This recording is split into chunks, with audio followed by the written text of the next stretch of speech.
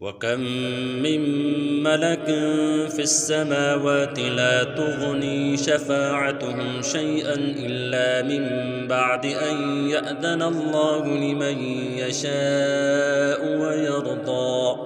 إن الذين لا يؤمنون بالآخرة ليسمون الملائكة تسمية الأنثى وما لهم به من علم إن يتبعون إلا الظن وإن الظن لا يغني من الحق شيئا. فأعرض عمن تولى عن ذكرنا ولم يرد إلا الحياة الدنيا ذلك مبلغهم من العلم إن ربك هو أعلم بمن ضل عن سبيله وهو أعلم بمن اهتدى.